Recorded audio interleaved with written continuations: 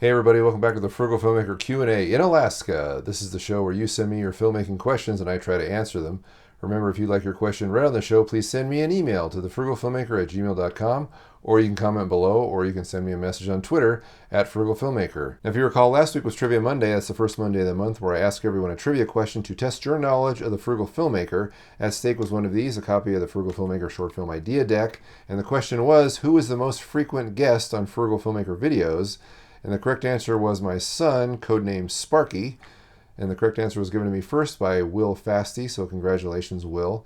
You can look for your copy of the short film idea deck in the mail, coming very soon. Now remember, there are no repeat winners, so if you didn't win this time, please try again next month on Trivia Monday. My video last week was all about creating a better trailer video for YouTube. If you have a YouTube channel, you may know this. When you go to a YouTube channel and you're not a subscriber, you'll be shown what's called a trailer, or kind of an intro video to introduce you to the channel. And I have a different idea about using it. A lot of YouTubers already do this, but it's something that I've been doing recently, and I think it works really well. It's not your typical talking head explaining what the trailer is or what the channel is, but it's actually a recent video that best represents your channel. So if you're interested in doing something like this, or you're just wondering about it, please check out that video. Okay, so this is a Q&A show, so let's A some Q's. The first one comes from email from Barry Dahlberg, who says, I'm looking at a lav mic setup to use while out and about hiking, biking, fishing, kayaking, etc. We deal with rain on nearly every trip, as well as sea spray, sweat, etc. Do you have any frugal recommendations for something like the ATR 3350 or a way to protect one to some degree? Well, I've mentioned this before in talking about waterproofing or water resisting boom mics, and that was to use a non-lubricated condom. And I don't see any reason why you couldn't do the same thing on a lav mic. You just cut the tip off and put it on your microphone and secure it some way. And then over the top of that, you can always put your foam windscreen. If you don't have one of those, you can check out my recent video where I did of taking some fuzzy gloves and making inexpensive windscreens out of those. And that would keep the condom secure. Remember to use the non-lubricated variety so it doesn't ruin your equipment or get any kind of lubricant inside the electronics.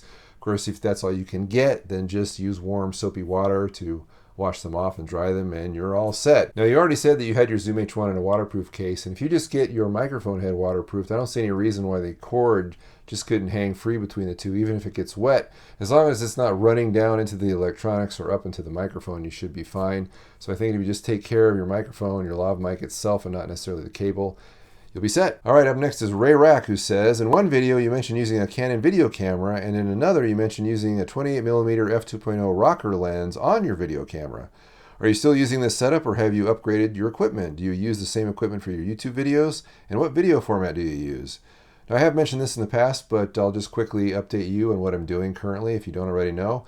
I did previously use a Canon Vixia HD camcorder, which has now been repurposed. I use it on my tabletop setup, which I'm actually making a video about.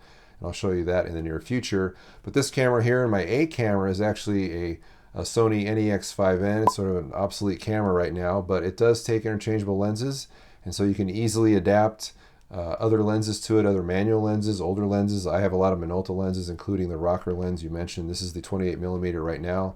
The f2.8 actually is the lens it is. It is a rocker lens. I like it a lot. I use it quite a bit. I used it on the first shot that you saw at the top of this show. I do use my Sony setup and adapted Minolta lenses on 90% of my videos. The only time I'm using the camcorder is when I'm doing tabletop stuff, or if I'm shooting longer takes, such as events, or when I used to shoot ballets, I would do the longer takes, or a play, or weddings, or things like that. I will use the camcorder. It's just more reliable for longer takes. There's no way this camera will ever go past 30 minutes without turning itself off automatically. So that, of course, is unacceptable. But I like the way this camera looks better. I think the image is better and warmer. And with these lenses, I think it's sharper. So I prefer this camera. This is a camera that is now discontinued. If you are interested in a Sony mirrorless camera where you can adapt lenses like I've done, you should look at something like the Sony A5100. They don't use the NEX line anymore. They use the Alpha. They call it the A5100 or A3000. Is another model. But just look at those Sony A cameras right now. Make sure you get the mirrorless models if you want to adapt lenses, because they seem to take lenses the best. But I'm happy with my setup, except for a few glitches. For a sub $500 camera, I think it does pretty well, and I'm pretty happy with it. Up next is LM5629, who says, I recently got a classic Minolta MD rocker 50mm f1.7 adapted to an A mount. The adapter isn't branded, and it looks like there is a lens in it. I recently noticed some weird circular type bokeh while shooting still photos of a landscape. Do you have the same problem with your Minolta lens? Well, the lens that LM5629 is referring to is right here. This is the Minolta rocker 50 millimeter f1.7. This is a pretty good 50 millimeter lens. I like it anyway. I've used it before on a lot of my movies that I've made. And I've never seen any weird circular type bokeh effect when using this lens. However, when you said that your adapter had a lens in it, probably because you're using a DSLR or a camera that isn't a mirrorless camera, actually has a mirror in it, so you can use the reflex option and look through the lens. That is probably why you're getting the weird bokeh. I know that it's hard to adapt old manual lenses to an SLR, a digital SLR camera that has a mirror in it. Again, I've never had a problem adapting this lens to my mirrorless camera, so one way you might want to see if it's causing a problem in your camera or if the adapter is actually causing the problem is to borrow someone's mirrorless camera and get a cheap adapter on eBay, which I realize is an extra headache. But that's one way to determine what's going on, is to see how well this works on a mirrorless camera for you, or how well your lens works on a mirrorless camera, and then just do an A/B comparison to see which lens looks better and to see if you're getting that weird bokeh problem on a mirrorless camera the same way as you're getting it on a mirrored camera. Okay, on to YouTube comments. The first one comes from Miley on Disney, who says, "What's in the spray bottle?" What Miley is referring to is this spray bottle right here that I sometimes have in the shot.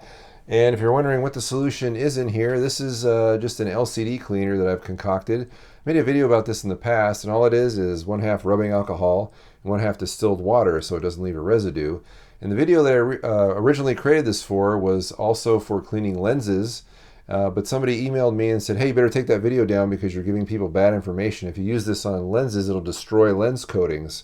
So I freaked out and took the video down, but I found that I can still use this on LCD screens and it doesn't cause a problem. So I use it to clean out my camera's LCD screen or my cell phone's LCD screen, because a lot of schmutz builds up on smartphones, as you know, because they're always stuck to your face, and the grease on your face gets on your phone. This will clean it off. I use it every morning. You can also use this on LCD TVs and a whole bunch of other things. Anything that's using a LCD screen of any kind, I recommend this solution. It's cheap and it works well. Now, another reason I have this bottle sitting right here is to check focus. And when I'm doing this shot like so, it's really difficult for me to get a light stand or some kind of representation of my face in this specific area so that I can check focus. So what I do is I place this bottle right here, and then I use my camera's ability to scan the image that it's seeing with a little kind of focus box. You probably all have this on your camera. You can navigate to a certain point in the image and actually check focus on that zoomed in area of the image. So that's what I do. I place this on the same plane as my face, and then I come over here and make sure this is in the frame, obviously. And then I use my digital zoom to check focus, and I navigate over to this side of the image and check this area right here to see if it's in focus. And if this is in focus, my face is in focus. It's just a quick and easy way to check focus on this shot by myself without having to bring some kind of object right exactly here, which is very difficult anyway because I can't really do it with this chair here. So that's what I do. That's what the bottle's for. Hope that helps. And finally, we have a message from jacksjunk.com who says, "Scott, do you check your YouTube mail?" Well, the short answer is I don't check it that often because the way YouTube is set up, getting your messages in that way is kind of difficult because there's no alert to really tell you you've got new messages. You have to go into that folder every single time to see if there's a message. At least I don't have it set up properly or whatever, but that's not the best way to contact me ever. If you want to contact me, the best way to contact me is, of course, email thefrugalfilmmaker@gmail.com. That's the best way to send me a message, whether it's a question on this show or any other reason you want to contact me. Do it that way. Don't go through YouTube. YouTube is kind of not the best message system. In fact, even my YouTube comments often get shuffled off into the spam folder. Even if comments left me don't have links or any spam type anything in them, they often seem to get off into that folder, and that's maybe why you don't see your comments sometimes. I'm trying to do better at going through the spam folder and making sure there's no wayward comments in there that shouldn't be. But it seems to be a problem. So anyway, again, don't go through YouTube, go through email. Way more reliable, way more efficient. thefrugalfilmmaker@gmail.com. All right, that's all the questions we have this week. I'd like to thank everyone for writing in. And if you have any other comments or anything else you'd like to add to anything you've heard on the show today, please leave a comment below. That'll be very helpful. Anybody else can chime in and help you if I haven't helped you enough. Remember, we have another video coming up this week, this Thursday, hopefully, and then another Q&A on Monday. So until that happens, we'll see you later.